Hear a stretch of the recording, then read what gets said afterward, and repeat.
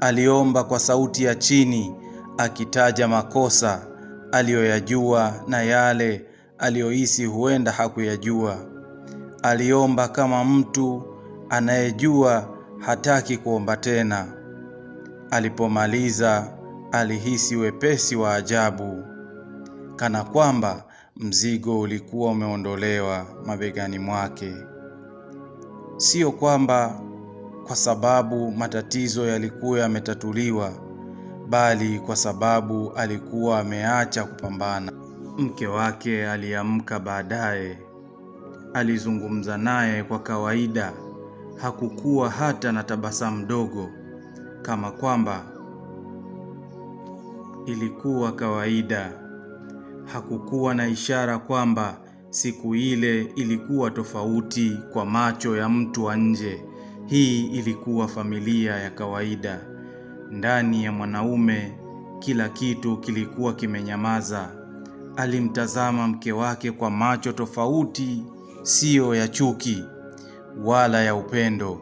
Ilikuwa ni mara ya kwanza kumtazama bila matumaini ya kumrekebisha, bila ndoto ya kesho bora. Alimtazama kama mtu aliyeuaga ukweli aliyoupenda, lakini ambao haukuwa tayari kuishi naye. Hakumlaumu kwa sauti, hakumkumbusha maumivu, hakumwambia alichopoteza, kwa sababu alikuwa amechoka kueleza. Uamuzi haukuja ghafla. Ulikuwa umekaa ndani yake kwa muda mrefu, ukikomaa kimya kimya. Kila jaribio la kujinusuru liliposhindikana, kila sauti yake ilipopuuzwa, kila mlango ulipofungwa, uamuzi ulikuwa unajijenga bila yeye kutambua. Mauaji hayakufanyika kwa fujo, hayakuwa ya kishenzi, hayakuwa ya mtu aliyepoteza akili, yalikuwa ya mtu aliyeshindwa kuona njia nyingine. Alifanya kile alichofanya kwa mikono iliyokuwa imetulia kuliko ilivyopaswa. Hakutetemeka, hakupiga kelele, hakulia. Alipomaliza, alisimama pale kwa muda mrefu, akitazama matokeo ya mwisho wa safari yake. Hakuhisi ushindi, hakuhisi hasira, hakuhisi hata majuto ya haraka. Alichohisi ni ukimya. Alikaa chini akaandika. Aliandika bila kufuta, aliandika bila kurudi nyuma. Alieleza ukweli wake kama mtu aliyejua hakutakuwa na nafasi ya kujiuliza au kuuliza maswali baadaye. Alipomaliza, alipanga karatasi mezani, akaiweka mahali. Kabla hajaondoka, alisimama mlangoni kwa muda. Alitizama nyumba aliyokuwa ameijenga kwa juhudi, kwa hofu, kwa uvumilivu. Nyumba ile ilikuwa imeshuhudia ndoto, maumivu, kelele za kimya, na sasa mwisho. Hakufunga mlango kwa nguvu, aliufunga taratibu. Alipotoka nje, hewa ilimkuta tofauti. Ilikuwa nyepesi kuliko alivyokumbuka. Kwa mara ya kwanza baada ya muda mrefu, alipumua kwa kina. Hakujua kama ilikuwa ni pumzi ya mwisho ya uhuru au mwanzo wa kifungo, lakini hakujali tena. Alianza kutembea kuelekea porini, na nyuma yake maisha aliyokuwa ameyavumilia kwa miaka yalikuwa yamebaki kimya, yakisubiri kugunduliwa. Nuru ilizima, kiza kikatanda. Safari ya polini ikaanza. Poli lilikuwa kimya kuliko alivyotarajia. Hakukuwa na sauti za watu, hakukuwa na maswali, hakukuwa na lawama. Kulikuwa na miti, upepo mdogo, na ardhi iliyokubali miguu yake bila kuuliza ilikotoka. Alitembea kwa muda mrefu kuliko alivyodhani angeweza. Miguu yake haikuwa na haraka, wala mwili wake haukuwa umechoka kama moyo wake. Kila hatua ilikuwa kama kuaga, si watu bali maumivu. Alisimama mahali palipokuwa mbali na njia.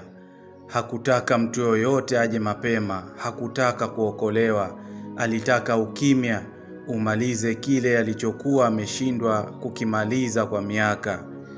Akiwa pale kwa mara ya kwanza tangu aamue kuondoka nyumbani, alihisi kitu kama hofu. Sio hofu ya kufa, bali hofu ya kukumbuka.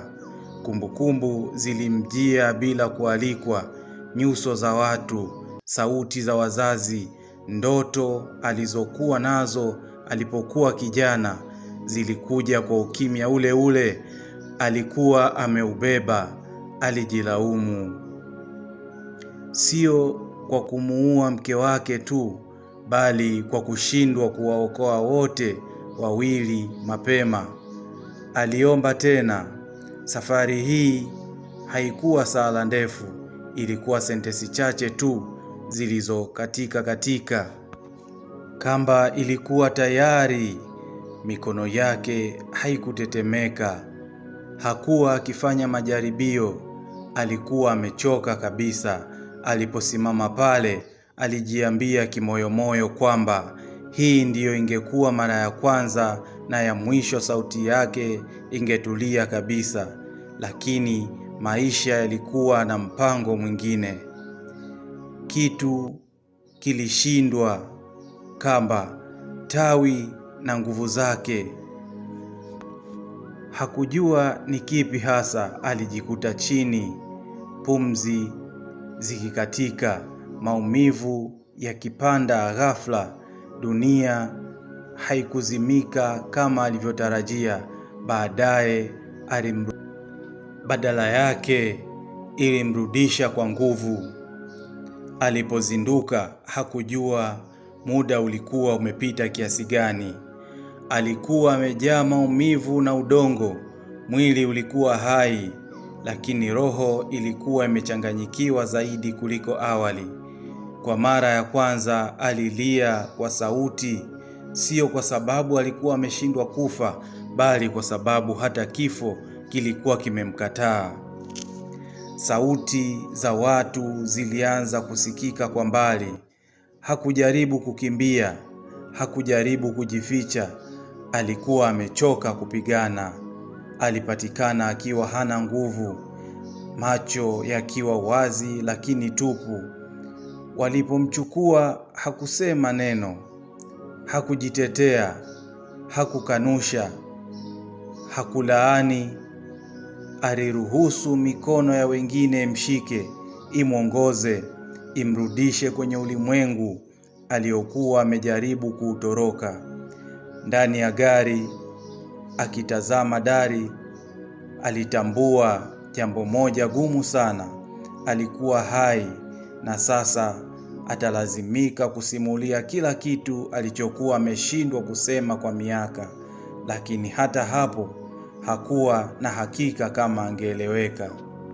Tunaweka nukta na kusubiri sehemu itakayofuata. Ili kuweza kupata mwendelezo wa sehemu inayofuata, tafadhali subscribe, like na comment